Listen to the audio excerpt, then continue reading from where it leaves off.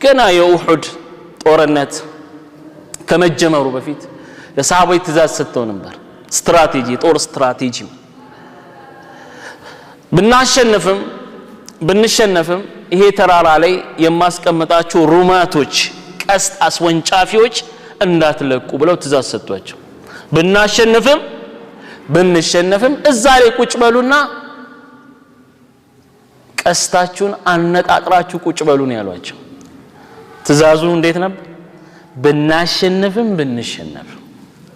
في أول الأمر في معركة الأحد صحابوች አርበደበዱ። ሙሽሪኮች ከአቅማቸው በላይ እስኪሆን ድረስ ማለት አሁንም ያኔ በድር ላይ አይቀጡ ቅጣትን እንደቀጡና አሁንም ኡሁድ ላይ ሊደግሙን ነው እንዴ ብለው እስኪሉ ድረስ ከዛ በቃ በቁጥጥር ስር አደረጓቸው። ከዛ በኋላ ሰሃቦች አሸነፍን ብለው ገኒማውን የምርኮን ገንዘብ ለመከፋፈል ሁሉም ሩጫ ቀጠለ። ኻሊድ ኢብኑ ወሊድ ያኔ ሙስሊም አልነበረም። አደገኛ የጦር ታክቲክ ያለው ሰው ነበረ። ኻሊድ ከመስለሙ በፊትም ከሰለመም በኋላ ታሪክ ሰርቷል። ገኒማ ብለው ሁሉም ማለት ነው ወደ ገኒማ እየሮጡ መሆኑ ከሩቅ አስተዋለ። ይሄ ብቻ አይደለም።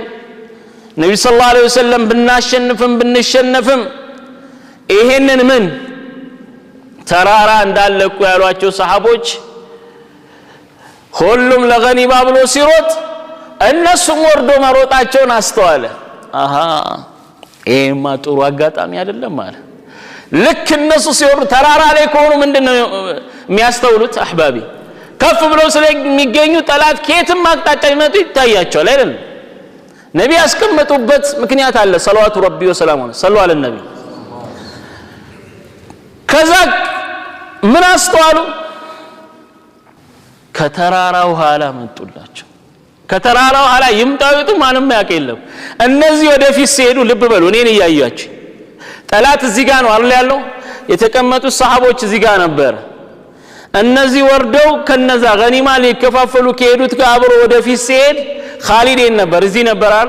አስተዋለና ወዴት መጣ? ከኋላ እንዲህ ነው የመጣው። እነሱ አያዩትም ሄዷል። ከተራራው ኋላ ነው እሱ የሚመጣው። መጣና ከኋላ ምን አለ? ገባ።